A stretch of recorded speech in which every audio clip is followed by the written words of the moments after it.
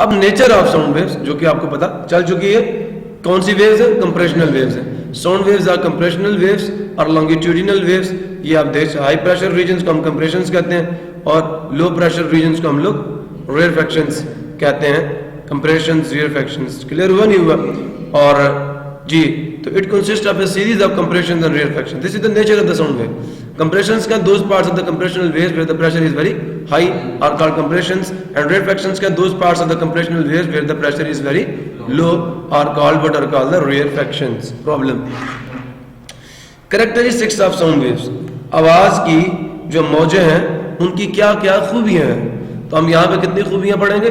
4। पहले का following are the characteristics of sound waves: loudness of sound, pitch of sound, quality of sound, intensity of sound. Clear हुआ? अब जनाब पहला सवाल ये पैदा होता है कि लाउडनेस ऑफ साउंड, जिसको उर्दू में आवाज की बुलंदी कहते हैं, क्या होती है? आवाज की बुलंदी क्या? एक होती है आवाज की इंटेंसिटी, जिसे आवाज की शिद्दत कहते हैं, वो लास्ट पे आ रही है, ठीक है? क्या होती है loudness of sound?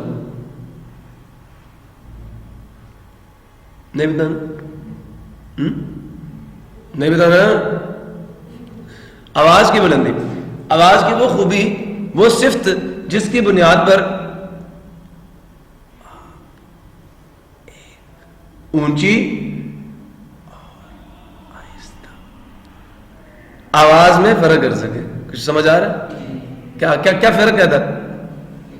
Ahmad, Ahmad, फर्क पता चल रहा? अहमद, अहमद, नहीं समझ आया? क्या फर्क था? दोनों में मैंने बात तो एक ही कही, लेकिन एक में एम्पलीट्यूड ज्यादा था। एम्पलीट्यूड क्या था? ज्यादा एनर्जी भेजी मैंने, एम्पलीट्यूड बड़ा कर दिया वेव का। इसे कहते हैं लाउडनेस। क्या कहते हैं? इसे कहते हैं लाउडनेस। क्या कहते हैं? लाउडनेस। आवाज की वो सिफ्त जिसकी बुनियाद पर आप एक मध्यम और बुलंद, एक ऊंची और एक नीची आवाज में फर्क कर सके। So that characteristics of sound on the basis of which that characteristics of sound by which a loud and faint, आवाज की वो खूबी जिसकी बुनियाद पर एक ऊंची और मध्यम आवाज में हम लोग फर्क कर सके, ठीक है? तो that characteristics of sound by which a loud and a faint sound can be distinguished is called loudness of sound. हम उसे loudness of sound कहेंगे। क्लियर हो गया? अब लाउडनेस कितने फैक्टर्स पे डिपेंड करती है? लाउडनेस ऑफ साउंड कितने फैक्टर्स पे डिपेंड करती है? पहला फैक्टर क्या? Amplitude of vibrating body. जो जिस्म वाइब्रेट कर रहा है उसका एम्पलीट्यूड क्या है? अब आप एक ढोलक पे हाथ मारते हैं आहिस्ता से, ज्यादा बड़े एम्पलीट्यूड से ढोलक वाइब्रेट करेगा या छोटे एम्पलीट्यूड से? छोटे एम्पलीट्यूड से। समझ आ रहा? तो जरा इधर आ जाए।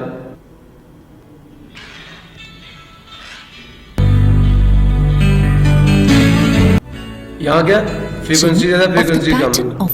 यहाँ पे इन दोनों में क्या फर्क है? एम्पलीट्यूड का फर्क है। यहाँ पे आपने ढोलक पे जरा जो हाथ मारा वो जोर से मारा तो ऊंची आवाज पैदा हुई है। एम्पलीट्यूड बताएगा कि आवाज की बुलंदी क्या होगी। Frequency noted by the letter N and is C and time period। Compression तो रेयरफैक्शन की शक्ल में आवाज मुंतकिल होती है। 1 second। दो कंसेक्टिव कंप्रेशन और रेयरफैक्शन के दरमियानी फासला एक लंबा होता है। Scream and the cooing of a pigeon। ठीक है? और साउंड प्रोपगेशन एक पीरियोडिक फेनोमेनन। टाइम पीरियड बताएंगे आपको। Number of wave produced in 1 second is called the frequency of the sound. अब ऊपर वाली की फ्रीक्वेंसी कम है, नीचे वाली की फ्रीक्वेंसी क्या? ज्यादा है। Called by the brain of some scream and high music। अब ये बड़ी का आवाज। One identify the different sound emitted by every quality। एक मोटी आवाज होती है जिसे मैं बोल रहा हूँ। Separately। क्लियर है?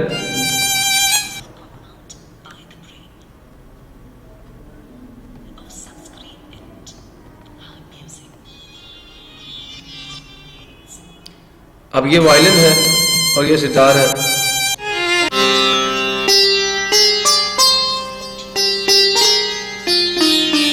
आप बता सकते हैं, क्वालिटी आपको ये बताएगी कि हाँ जी ये वायलिन से बनी है, ये धुन एक ही होगी।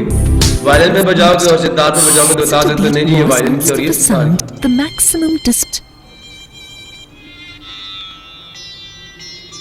वही है, लेकिन पता चल रहा नहीं जी ये सितार से बनी। The amplitude of a sound wave is with greater the the lower. तो ये देखें, अब ये एम्पलीट्यूड बताएगा कि आवाज आस्ता होगी या तेज होगी। क्लियर हो गया? आवाज की बुलंदी पहली बात तो वाइब्रेटिंग बॉडी के Can एम्पलीट्यूड पे travel डिपेंड करती है। across a larger. अब ये साउंड क्या होगी? लाउडर होगी, इसका एम्पलीट्यूड है वाइब्रेशन क्या ज्यादा है और इसका क्या कम, तो इसकी ये सॉफ्ट साउंड होगी। क्लियर हो गया? अब दोनों में फर्क सिर्फ एम्पलीट्यूड का, इसकी बुलंदी ज्यादा, इसकी बुलंदी क्या कम है। क्लियर हो गया? सो नो कम है amplitude of vibrating body. Number 2 area of vibrating body. क्या एरिया ऑफ वाइब्रेटिंग बॉडी? अब मिसाल के तौर पर एक ढोलक है छोटा और एक बड़ा है। जब बड़े ड्रम पे आप हाथ मारेंगे बड़ी आवाज पैदा होगी या छोटे ड्रम पे? मैं मिसाल आपको देता हूं कि मैं अकेला बोल रहा हूं और मैं अगर अपने साथ कोई 10-12 बंदे और इकट्ठे कर लूं और उनको मेरे साथ बोलूं तो आवाज कहां तक जाएगी? जब वाइब्रेशन का एरिया छोटा होता है तो बहुत कम पार्टिकल्स वाइब्रेट करते हैं, और जब वाइब्रेशन का एरिया क्या होता है तो बहुत ज्यादा पार्टिकल्स वाइब्रेट करते हैं। अब इस ग्राउंड में बहुत सारे लोग इकट्ठे करके मैं कहूँ बोलो ऊंची से, तो क्या होगा?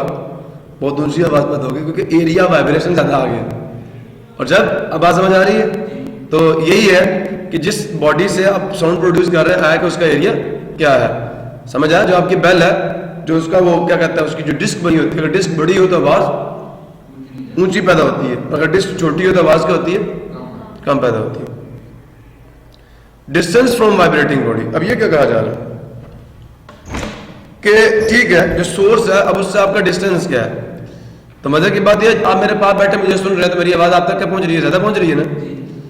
और अगर आप मुझसे दूर बैठे हो वो चौथे रूम में तो मेरी आवाज आप तक आएगी? नहीं आएगी। क्लियर हुआ? तो ये जैसे अब आप कभी किसी जगह पे जाके जो है जुम्मे की नमाज पढ़ने जाए और लाइट चली जाए, तो जो लोग मौलाना साहब के पीछे खड़े होते हैं उनको तो आवाज आती है, लेकिन जो लोग बहुत दूर होते हैं उन बेचारों को पता ही नहीं चलता कि मौलाना साहब क्या कर रहे हैं, हमें तो पता ही नहीं है। तो जो आपका सोर्स से डिस्टेंस बढ़ता जाएगा आवाज की बुलंदी भी कम होती जाएगी। अल्लामा साहब मौलाना साहब से जितना दूर बैठोगे उतनी आवाज है। हाँ जी, मैं ये कह रहा हूँ। ठीक है, distance from the vibrating body, source से जितना दूर हो गया आवाज की बुलंदी उतनी कम हो जाएगी। उसके बाद ये physical condition of the year of the listener. अब सुनने वाले के कान के पर्दा फटा हुआ, नहीं समझा? नहीं समझा? अब जो आवाज सुन रहा है जिसका कान जो है इतना सेंसिटिव नहीं है तो उसको इतनी आवाज की जो बुलंदी है वो इतनी महसूस नहीं होगी, मध्यम आवाज तो सुनाई नहीं देगी उसको। तो सुनने वाले कान की फिजिकल कंडीशन पर भी जो है वो, हाँ जी समझ आया। अब जो कान में असर पैदा होगा ना वो लाउडनेस है। अब जिसका कान ही खराब है उसके कान में असर पैदा होगा, बहुत कम असर पैदा होगा ना।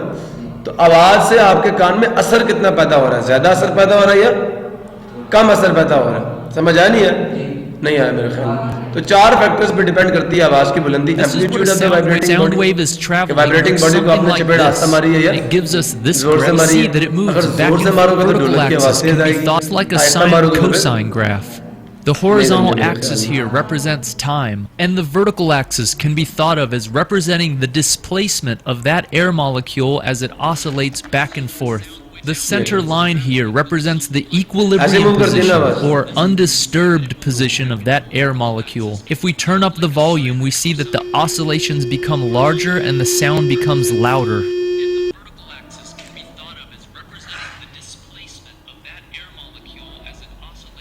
If we turn up the volume, we see that the oscillations become larger and the sound becomes louder. Clear हो गया?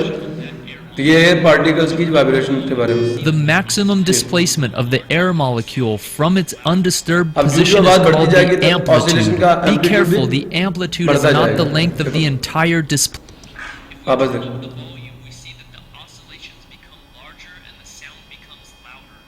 Displacement, आवाज बढ़ेगी it's तो only the maximum oscillation का amplitude भी displacement बढ़ेगा। measured from the equilibrium position. Another key idea is the period of a sound wave. The period is हाँ जी। defined to be the time it takes for an air molecule to fully ये move total नहीं है, back mean and forth position से one time. on the We either call side of this the mean back and position, the forth maximum motion displacement takes of the for particle one is called cycle. its We amplitude. use the letter K, oscillate back and forth, the higher note that we perceive. An idea in over the number of hertz. This note, which is an A note, is A note of lower frequencies, and as high as about 20,000 hertz. For But if a complete speaker one were to vibration. oscillate air back and forth more than a... For instance, this... It would create sound waves, but we wouldn't be able to hear them. For instance, this speaker is still playing a note, but we can't hear it right now. Dogs could hear this note, though. आप समझ आ रहा? आवाज पहले क्या थी? मोटी थी।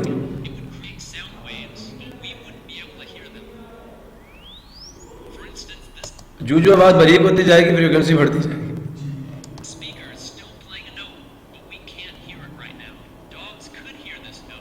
समझे की बात? जो फ्रीक्वेंसी बढ़ती जाएगी आवाज पहले बारीक होगी और फिर क्या हो जाएगी? गायब हो जाएगी। क्यों? हमारे कान जो है ना आवाज जो सुन सकते हैं For 20 instance, हर्ट्ज से this लेकर speaker is 20,000 still हर्ट्ज तक की playing a फ्रीक्वेंसी की note, but we can't hear it उससे आगे right की आवाज now. हमारे कान Dogs could hear this note. आवाज पहले मोटी होगी फिर बारीक होते होते खत्म हो जाएगी। क्यों? क्योंकि अब जो फ्रीक्वेंसी होगी आवाज की उसके साथ हमारे कान वाइब्रेट नहीं कर सकते।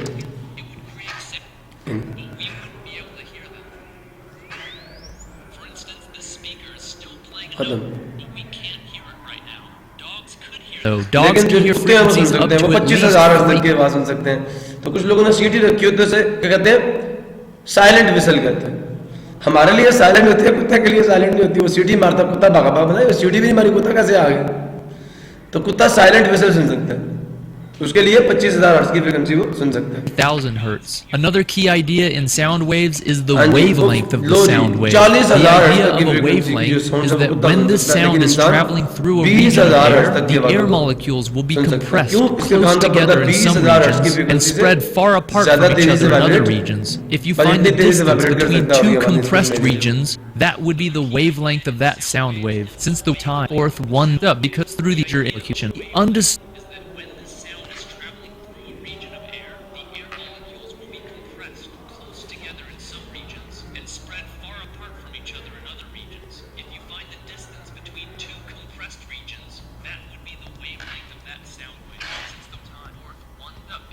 क्लियर हो गया?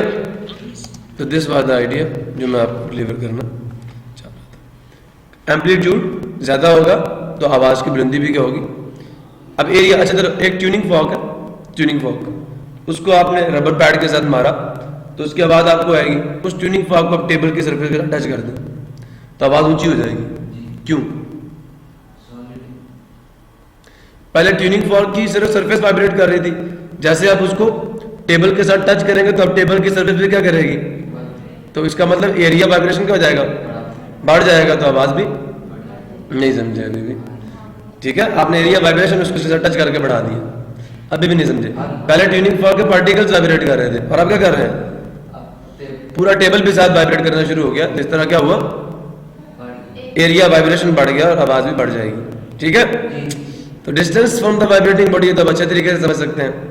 Physical condition of the year of the listener, अगर कान अच्छा होगा तो फिर आवाज का असर ज्यादा होगा, कान अच्छा नहीं होगा तो आवाज का असर, कान में जो आवाज का असर होता है ना, असर जो इफेक्ट वो लाउडनेस है असल में।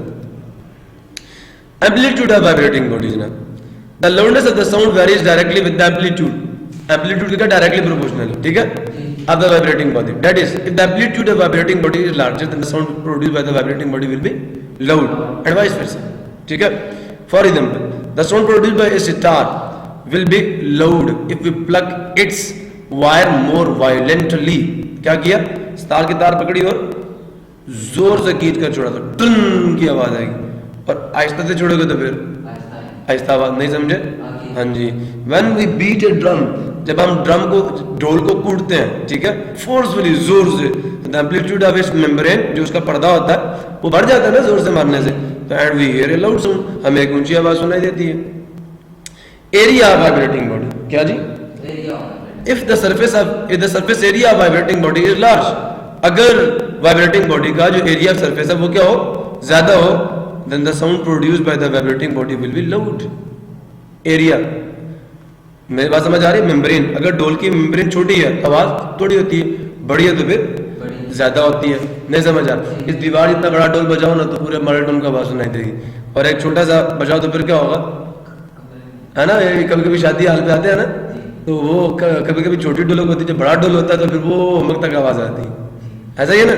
तो उसका असल में सरफेस एरिया इंक्रीज करने से, number of particles in the membrane increase करने से क्या होगा, लाउडनेस बढ़ जाएगी, आवाज की बुलंदी। क्यों? क्योंकि एम्पलीट्यूड बढ़ जाएगा, ज्यादा एनर्जी मुंतकिल होगी ना एयर पार्टिकल्स को। If the surface area vibrating body is larger than the sound produced by the vibrating body will be loud. तो जैसे लाउडनेस जो है वो एम्पलीट्यूड के साथ डायरेक्टली वेरी करती है, इस तरह वो surface area of the vibrating body से भी डायरेक्टली वेरी करती है, ठीक है? For example, sound produced by large drum is louder than that by small drum because of the large vibrating area of the large drum. Clear हो गया? उसके बाद जी, if we strike a tuning fork with a rubber band, a feeble sound will be produced, ऐसा ही है, will be heard, but if the vibrating tuning fork is placed vertically on the surface of a bench, अगर हम उसको किसी surface of bench के ऊपर यूं रख दें तो क्या होगा, आवाज ऊंची सुनाई देगी। क्यों? we hear a louder sound because the area vibration increases in this case, because now the tuning fork and the table will both vibrate and now the surface area will increase। पहले उसका था, अब table भी vibrate करेगा तो surface area increase होने से आवाज ऊंची हो जाएगी। Distance from the vibrating body, अब लाउडनेस जो है वो जो तीसरी चीज इस पर लाउडनेस डिपेंड करती है वो क्या? डिस्टेंस। तो आपको तो ये बात पता है कि the distance from vibrating body the source is large then the loudness will be smaller, ये इनवर्सली वेरी करता है, ठीक है? And vice versa, it is caused by the decrease in amplitude due to the increase in distance. जो जो बच्चे distance बढ़ता है ना बॉडी से, तो वेव का आस्ता आस्ता एम्पलीट्यूड होता है। डैम्पिंग फोर्स याद है? डैम्पिंग फोर्स याद है ना? तो एयर फ्रिक्शन की वजह से कुछ एनर्जी दूसरी फॉर्म्स में कन्वर्ट हो जाती है, सुन रहे हो? तो इट इज कॉज, ऐसा क्यों होता है? डिस्टेंस बढ़ने से लाउडनेस क्यों कम होती है? क्योंकि हवा की फ्रिक्शन की वजह से। तो इट इज कॉज, ये जो कमी आती है लाउडनेस में, it is cause by the, अब आपको पता आस्ता आस्ता एम्पलीट्यूड होगा डंपिंग फोर्स की वजह से, तो लाउडनेस भी क्या हो जाएगी? लाउडनेस टोटली इंटायरली डिपेंड करती है किसके ऊपर? एम्पलीट्यूड ऑफ वाइब्रेशन पे। It is cause by the decrease in amplitude due to the increase in the distance. The loudness depends upon the physical condition of the ear of the listener.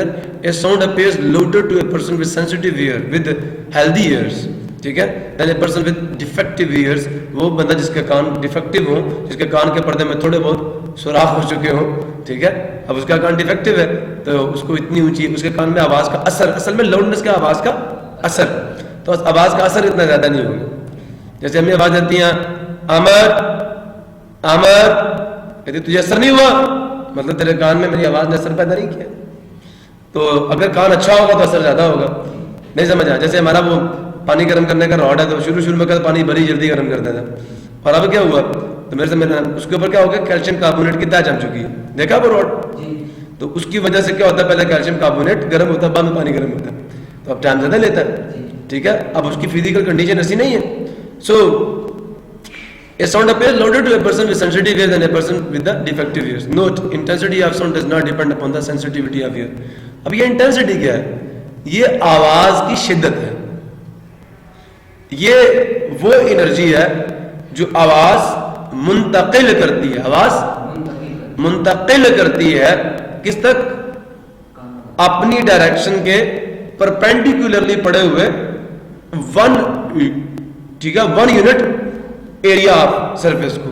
जैसे ये screen मेरे सामने पड़ी है, मैं बोल रहा हूं, मेरी आवाज की एनर्जी जा रही है यहां से, तो मेरी आवाज इस एरिया में कितनी एनर्जी मुंतकिल कर रही है। अब वो एनर्जी जो है, अब मैं अगर सर्कल के सेंटर पे बैठा हूं और उस सर्कल के सेंटर पे आपने डिफरेंट जो है वो शीट्स लगाई हुई हैं, तो हर जगह पे मेरी आवाज इक्वल एनर्जी पहुंचाएगी, सबका डिस्टेंस मुझसे बराबर है, समझ आया नहीं? लेकिन अब उस सरफेस में आवाज का असर कितना होगा, आवाज ने कितनी एनर्जी भेजी वो तो सेम है, समझ आया नहीं? अब अगर कान खराब है तो असर क्या होगा? कम होगा। कान अच्छा है तो असर क्या होगा? ज्यादा होगा। इंस्ट्रूमेंट सेंसिटिव है तो असर क्या होगा? जैसे आपका वाईफाई की रेंज है ना, तो कुछ की ये है कि दूसरे कमरे में वो आपका राउटर हो तो यहां तक सिग्नल नहीं पहुंचता, और कुछ की ये है कि आपको जाके ग्राउंड के दूसरे सिरे पे बैठ जाए तो वाईफाई कैच करने की हैरियत इसकी क्या ज्यादा, समझ आया नहीं है? तो जो असर है आवाज की एनर्जी का असर जो प्रोड्यूस हो रहा है आपके डिटेक्टर में, वो याद रखिएगा वो आपके डिटेक्टर की सेंसिटिविटी पे डिपेंड करता है। लाउडनेस किस पे डिपेंड करती है? कान की सेंसिटिविटी पे। जो आवाज का असर है वो लाउडनेस है, और लाउडनेस जो कान में असर पैदा हो रहा है वो किस पे डिपेंड कर रहा है? वो कान की सेहत पे डिपेंड करता है। एनर्जी, एक बंदे का कान जो है वो खराब है और दूसरे बंदे का कान ठीक है, मैं एक ही आवाज से बोला, उसको आवाज ऊंची सुनाई दे रही है और उसको सुनाई, अब उसके कान में असर, उसका कान खराब है, बट एनर्जी उसके कान को भी उतनी ही मिली जितनी उसके कान को मिली है। समझ आया? तो इंटेंसिटी कान की कंडीशन पर डिपेंड है। इंटेंसिटी होती है क्या? It is the amount of energy transferred by the sound waves, ठीक है, to a surface of area 1 meter square placed perpendicularly to the direction of sound. Sound की डायरेक्शन के परपेंडिकुलरली पड़े हुए 1 मीटर स्क्वायर एरिया को sound 1 second में कितनी energy मुंतकिल करती है? गौर से सुने, ये सरफेस है जिसका एरिया 1 मीटर स्क्वायर है, समझ आया नहीं है? और ये जो मेरी साउंड जा रही है उसके साथ कितने डिग्री का एंगल बनाएगा? तो आवाज की डायरेक्शन के साथ, ठीक है, आवाज की डायरेक्शन के परपेंडिकुलरली पड़ा हुआ 1 मीटर स्क्वायर एरिया जो है उसको आवाज की वेव, साउंड की वेव 1 सेकंड में जितनी एनर्जी मुंतकिल करेगी वो आवाज की इंटेंसिटी होगी।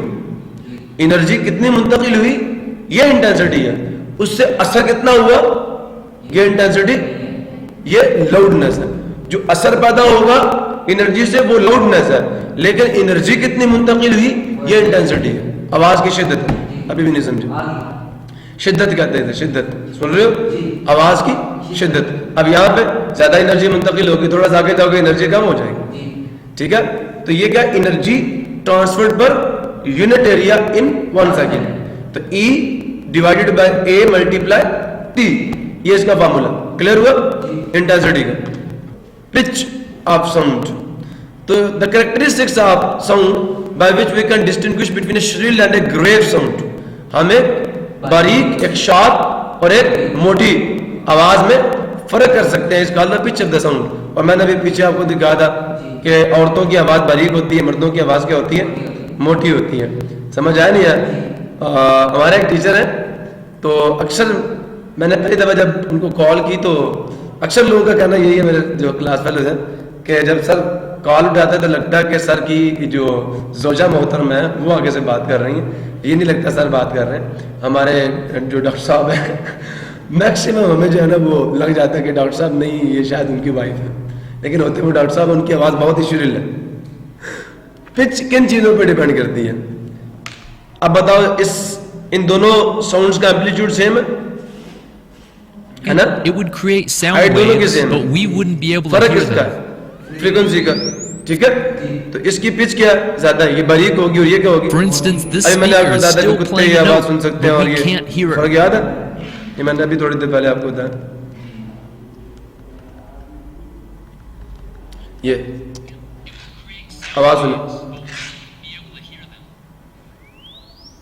बारीक होती जा रही थी ना, जो फ्रीक्वेंसी बढ़ेगी आवाज बारीक हो जाएगी।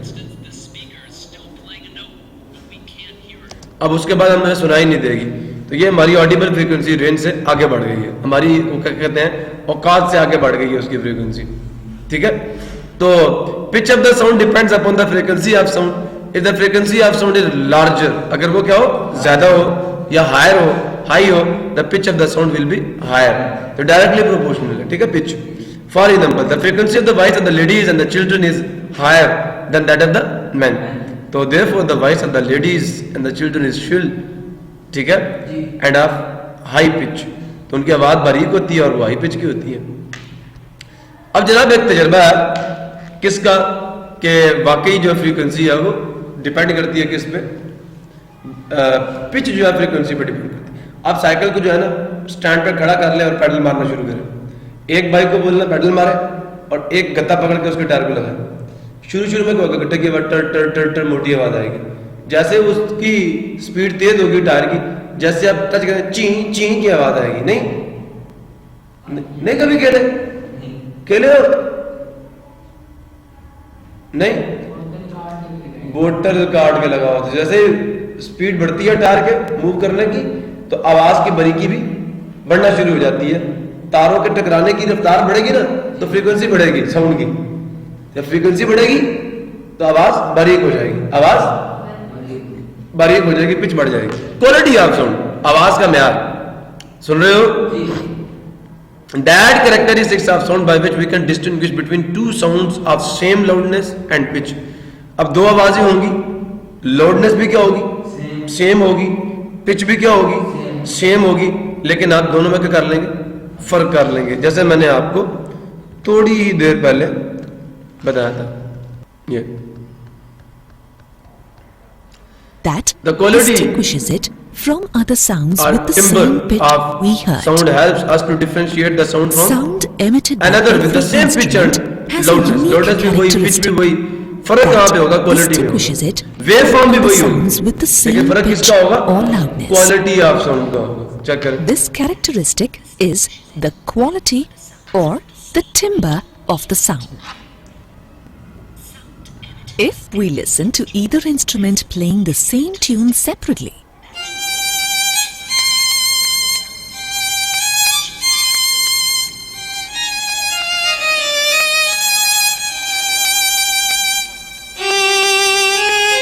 टिम्बर या क्वालिटी ऑफ साउंड है। चेक करें।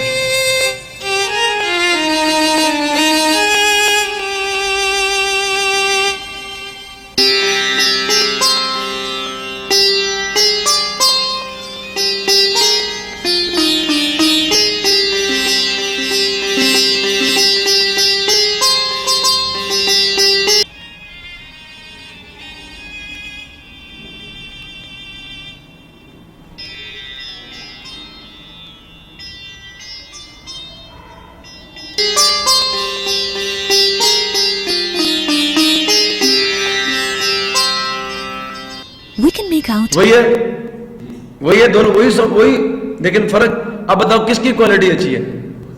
पहले वाले की, इस वाले की? पहले वाले की क्वालिटी अच्छी है, इसकी अच्छी नहीं है। देखो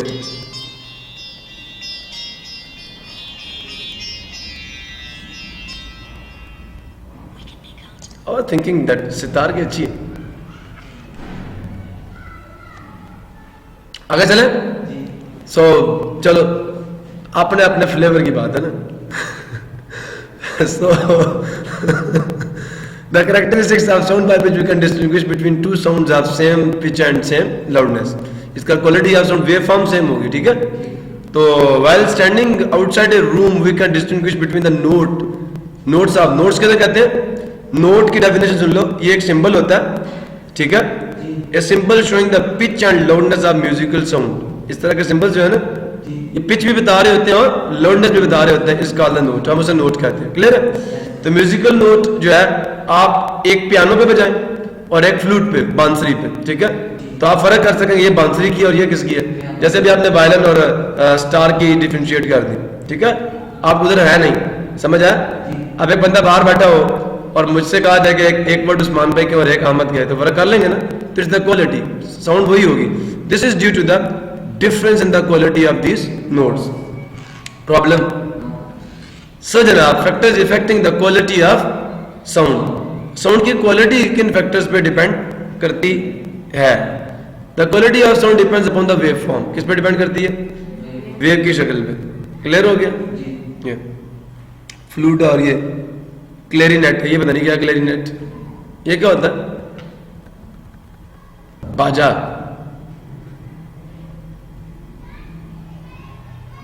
ये तूतियां बाजे नहीं होते, ये तूती है, तूती। ये शादियों पे एक बाजा था ना, टाँव टाँव टाँव वाला, और इसकी आवाज बारीक होती है ना? इसे तूती कहते हैं। सही है। यस, ओके, बजाओ तूतियां बाजे। आगे चले। The figure shows the waveform of sound produced by a tuning fork, flute and clarinet. The loudness and pitch of these three sounds are same, but their waveform are different. So their quality is different and they can be distinguished from each other. इनकी quality जो है वो different है। किस वजह से? Wave form की वजह से। वेव की शक्ल देखो सबकी डिफरेंट है।